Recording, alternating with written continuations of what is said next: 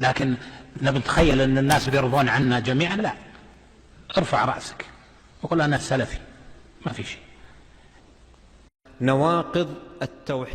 Tövhidin əsasını pozan navaqid və onu naqisləşdirən navaqis amillər. Beləliklə, tövhidin həm əsasını pozan, həm də onu naqisləşdirən amillər vardır. Bu naqisləşdirən amillərin hər birinə tövhidi zədələyən, ona xələl gətirən şeylər deyilir. Tövhidə xələl gətirən amillər isə iki növdür. Birinci növ, tövhidin bünövrəsini zədələyən amillərdir ki, bunlara tövhidi pozan amillər deyilir. İkinci növ isə, tövhidin vacib olan kamilliyinə xələl gətirən amillərdir ki, bunlar da tövhidin naqisləşdirən amilləri adlanır. Deməli, tövhidin həm pozan, həm də naqisləşdirən amilləri var.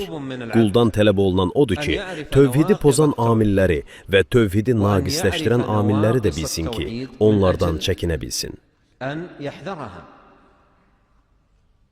Şəri, şər əməl etmək üçün yox, ondan qorunmaq üçün öyrənərlər. Çünki insanlar arasında şəri bilməyən kəs, fərqinə varmadan onun içinə düşər. Qul da bu amilləri ona görə öyrənir ki, onlardan həzər etsin və onların içinə düşməkdən qorunsun. Elə buna görə də Huzeyfə ibn Əl-Yəmən radiyallahu anh belə deyirdi. Allah Rəsulunun sallallahu aleyhi və səlləm səhabələri ondan xeyir barəsində soruşardılar. Mən isə mənə toxunar qorxusundan ondan şər barəsində soruşardım.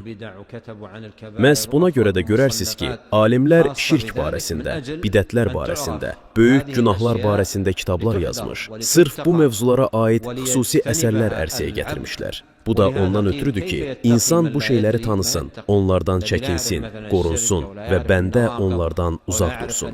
Necə ki deyilib, nədən qorunacağını bilməyən kəs necə qoruna bilər? Məsələn, şirki və ya tövhidi naqisləşdirən amilləri tanımayan bir kəs, bunları bilmədiyi halda özünü onlardan necə qoruya bilər?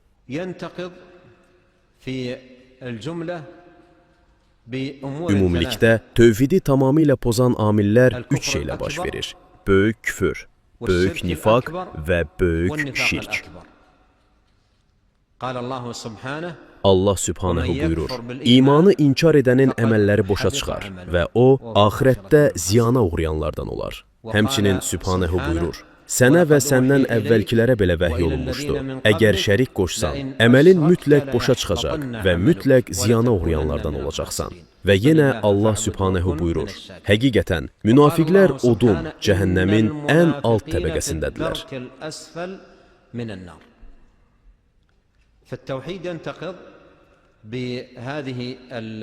Beləliklə, tövhid bu üç amillə pozulur. Böyük küfür, böyük nifaq və böyük şirk. Bunlar əqidə və tövhid kitablarında geniş şəkildə ətraflı izah olunmuş və bəyan edilmişdir. Tövhidin naqisləşdirən amillərinə gəldikdə isə, bunlar tövhidin vacib olan kamilliyini azaldan, lakin onu kökündən, bünövrəsindən yıxmayan, məhv etməyən məsələlərdir. Bura kiçik şirk, həmçinin bura kiçik nifaq daxil olur və eyni ilə bura kiçik küfür də daxil olur.